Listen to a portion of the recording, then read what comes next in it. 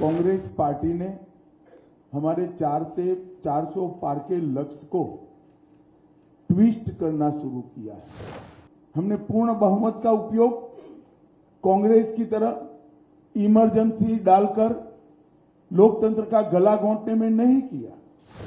उनकी हताशा, निराशा इस स्तर पर पहुंच गई है कि उन्होंने मेरा और कुछ भाजपा नेताओं का फेक वीडियो बनाकर सबके बीच में सार्वजनिक किया। फेक वीडियो सर्कुलेट कर फर्जी टाइप का जन समर्थन प्राप्त करने का ये प्रयास ये बहुत निंदनीय है।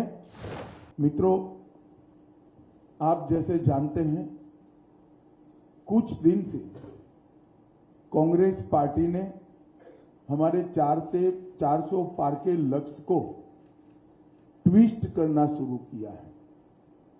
उन्होंने एक प्रकार से 400 पार के लक्ष्य को संविधान बदलने के लिए ये लक्ष्य है और दूसरा एक अपप्रचार कर रहे हैं कि भारतीय जनता पार्टी 400 पार करने के बाद आरक्षण को समाप्त कर देगी। ये दोनों चीजें निराधार और तथ्यहीन है।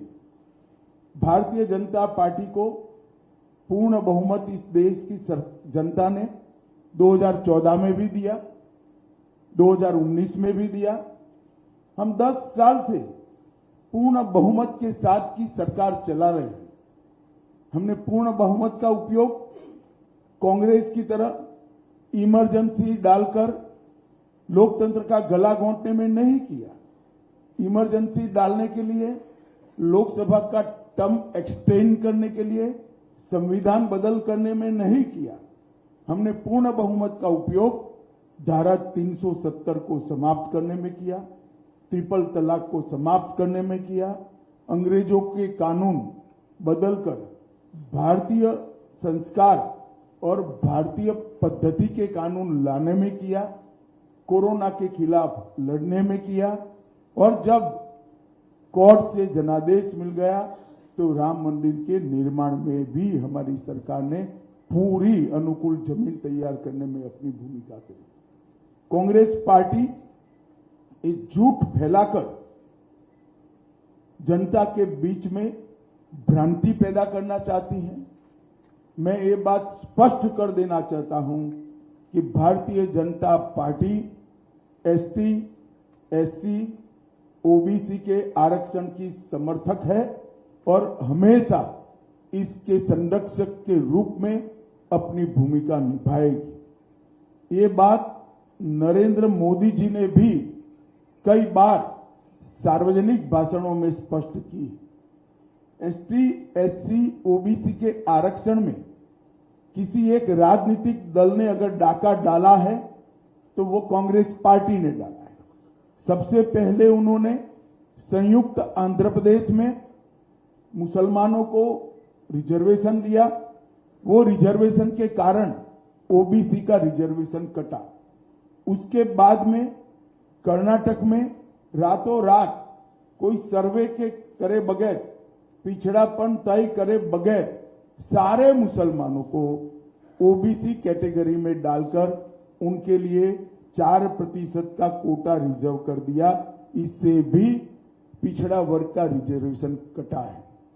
भारतीय जनता पार्टी स्पष्ट रूप से मानती है कि धर्म के आधार पर आरक्षण संविधान सम्मत नहीं है, गैर संवैधानिक है और जब भी इन राज्यों में हमारे पास अधिकार आएगा, हम ये धर्म के आधार पर लादे गए आरक्षण को समाप्त कर कर एसटी, एससी और ओबीसी को हम न्याय दिलाने का काम करेंगे। मित्रों, उनकी हताशा, निराशा इस स्तर पर पहुंच गई है कि उन्होंने मेरा और कुछ भाजपा नेताओं का फेक वीडियो बनाकर सबके बीच में सार्वजनिक किया।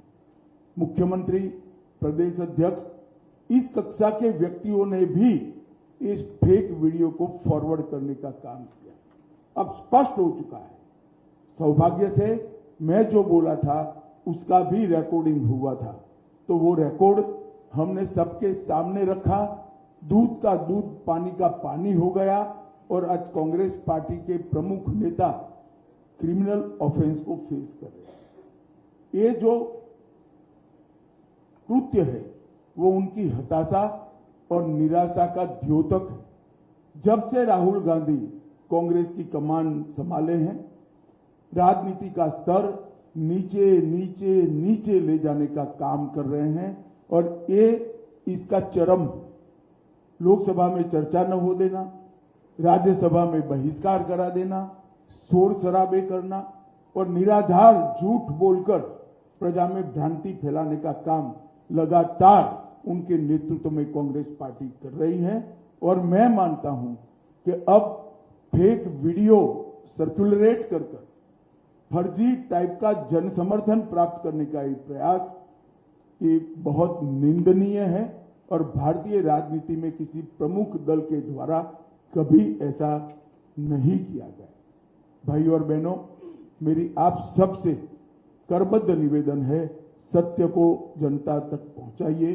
जनता को गुमराह जो करना चाहते हैं उनको अपने सिद्धांतों के आधार पर, अपने कार्यक्रमों के आधार पर और अपने घोषणा पत्र के आधार पर चुनाव लड़ना चाहिए।